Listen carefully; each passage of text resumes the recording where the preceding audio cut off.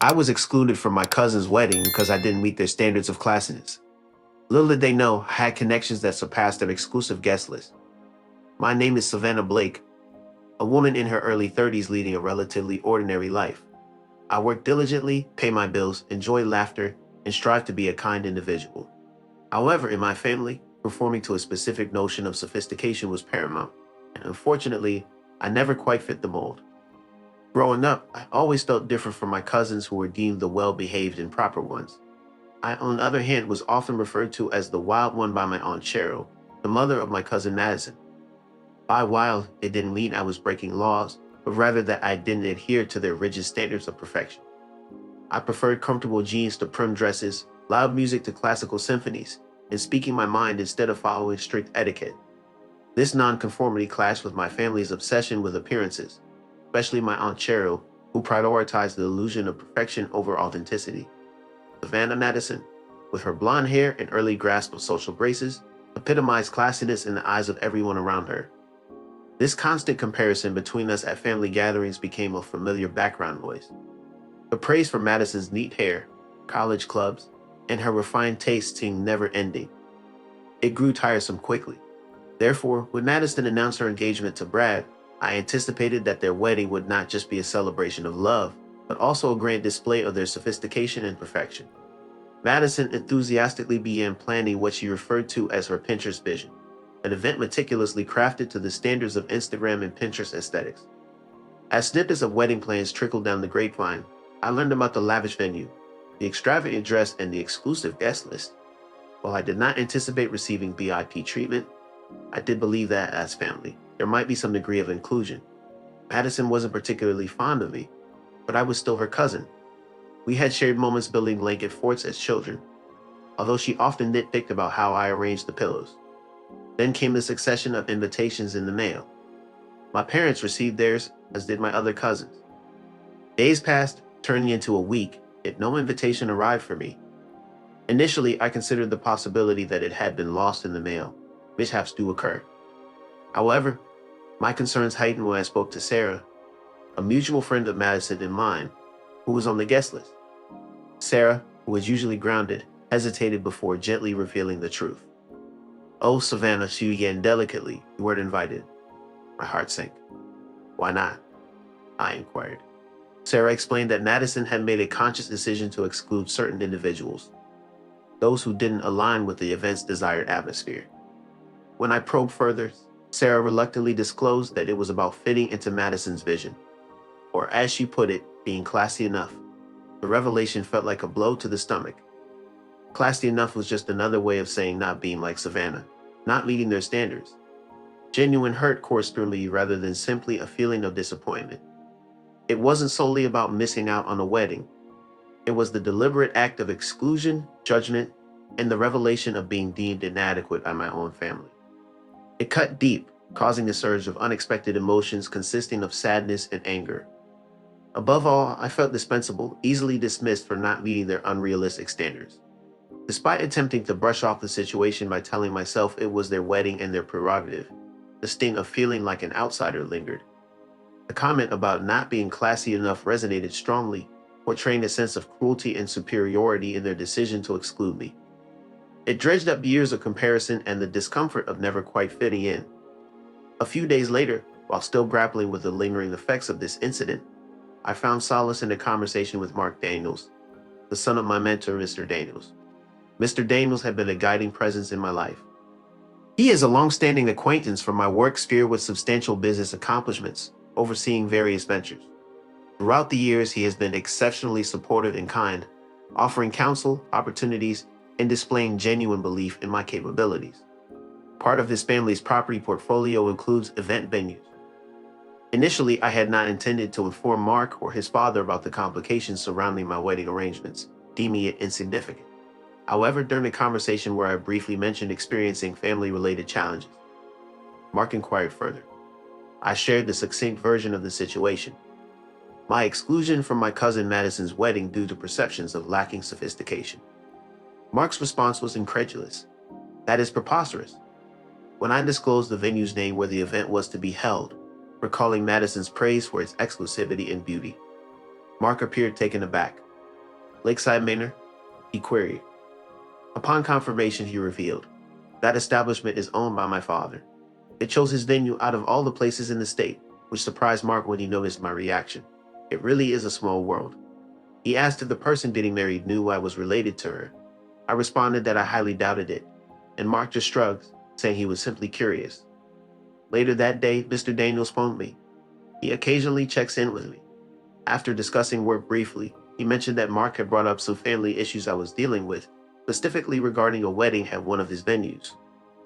I hesitated, unsure if I should share the whole awkward situation with him. But Mr. Daniels has a way of making me feel at ease, so I decided to open up. I recounted the details about Madison, the awkward comment, and the feeling of being excluded. I didn't ask for help or voice any complaints. I just wanted to explain why I wasn't feeling my best. Mr. Daniels listened intently, and after I finished, he was silent for a moment. Then he mentioned Lakeside Manor? Madison Blake marrying a Brad? I confirmed that it was indeed them. Interesting, he said before adding, let me look into something. I'll call you back later. I was unaware of his inquiry. Maybe he was simply curious, or perhaps he had a connection to Aunt Cheryl. I pushed the thought aside. A few days later, Mr. Daniels contacted me again, but his tone was more serious this time. Savannah, he began, I investigated the contract for Madison Blake's wedding at Lakeside Manor. Confused, I urged him to continue. When they reserved the venue, he explained, they requested a special rate, a substantial discount. This discount was for family and friends of business associate Savannah Blake. My heart raced. What? I exclaimed. Yes, he confirmed. They cited you as the individual who recommended them, claiming you were a close relative who collaborated closely with me, allowing them to learn about the venue and qualify for the discount. Shocked, I denied any involvement. I did not refer them. I wasn't even aware they were considering your venue until Mark mentioned it, and I wasn't invited to the wedding. Exactly, Mr. Daniels emphasized. They used your name, my associate. They were entering into a contract with you under false pretenses, claiming a relationship that granted them an undeserved discount. This constitutes fraud, Savannah. By deceiving to secure a lower rate, they betrayed the trust of your business. Despite his calm demeanor, the speaker's tone conveyed deep disappointment in the situation. This is beyond just a financial matter, Savannah, he asserted. It's about principles and honesty. They manipulated a legal document and exploited both my trust and your reputation for their benefit. Pausing briefly, he added, in my business, trust and integrity are paramount. I cannot ignore this breach. They are willing to lie about this. What other unethical actions might they take? With resolve, he declared, I have decided to terminate their contract immediately due to fraudulent misrepresentation. Your reaction was one of surprise, questioning if the wedding was being called off. He clarified, I am canceling the contract on grounds of fraud. They violated the terms by deceit. Insisting that the event could not proceed under such dishonest circumstances, he directed his team to notify them of the termination and vacate the premises. It was clear that this decision was not driven by personal motivations, but rather by a commitment to upholding the integrity of his business. I have been defrauded, and my name had been used for it. He upheld his principles. However, the outcome was Madison's wedding, the one I wasn't classy enough for, the centerpiece of their perfect image, which was going to be canceled. I didn't feel happy or triumphant. It felt heavy and complicated. They had hurt me, excluded me, and called me not good enough. Now, because they took their pretense and manipulation too far, their big day was going to be ruined, and my name was implicated in it. Mr. Daniels handled the details professionally, and his legal team sent a formal notice to Madison Brad and Aunt Cheryl, presumably, stating the contract termination due to fraud. They were given a deadline to remove any decorations or items already at the venue. The wedding day arrived, and I wasn't invited, of course. I spent the morning trying to distract myself, feeling a strange mix of anxiety and morbid curiosity. What was happening there, and how would they react? Around midday, my phone started buzzing with texts and calls, none from Madison or anyone else involved in the situation. Messages flooded in from various relatives, distant cousins, and even acquaintances I barely knew, all in a frenzy with exclamation points and question marks. Savannah, are you watching this unfold? What is going on at the venue? They're evacuating everyone, and your name was mentioned. Shortly after, my own mother, who was attending the event as a guest, called me. Despite her previous quiet disappointment about not being invited, she sounded distressed and urgent. Savannah, there's total chaos here. Concerned, I asked, Mom, What's going on? She explained that venue staff abruptly announced the event was canceled due to fraud, mentioning that Mr. Daniels was present and had accused them of falsifying the contract under my name. The scene she described matched Mr. Daniels' earlier warning perfectly, the wedding party and guests bewildered and stunned. Suddenly, Madison emerged in her bridal gown, not with joyous cries, but with raging screams of anger. Liz, you can't do this, she exclaimed to the staff. This is my wedding. Aunt Cheryl stood by her side, face flushed with anger. This is outrageous. We pay for this. You can't just kick us out, Mr. Daniels, calm and composed, stood at the entrance. According to my mom, he calmly explained that the contract was void due to fraud, as they had lied about their relationship to Savannah Blake to receive a discount. He emphasized that using someone's name without permission for financial gain was dishonest. While he wasn't shouting, his authority was unquestionable as he laid out the facts and the resulting actions. The party was required to depart. My mom described the scene as unbelievable, with guests whispering and some showing horror while others seemed to be enjoying the drama. Madison was in distress, tears streaming down her face as she lamented about her ruined perfect day. Aunt Cheryl was engaged in arguments with anyone who would listen, attempting to present excuses. She managed to escape the situation by denying any wrongdoing, even in the face of evidence. As for Brad, my mother recounted seeing him standing apart from the main group looking pale. He did not shout or argue. He simply observed as his new bride screamed in her lavish dress. Without a word, he quietly walked away while his mother-in-law continued to shout. Brad left in his car and never returned. The marriage was called off, the engagement ended, and the dream wedding fell apart. It wasn't due to anything I did, but rather because they attempted to deceive using my name and were caught in the act. As word spread through the family and friends, it became clear that the wedding was canceled not due to a scheduling conflict or sudden illness, but because of fraud. Savannah's name was falsely implicated in the scheme orchestrated by Madison and Cheryl, who were ultimately exposed for their deceitful actions. Unexpectedly, the situation took a turn.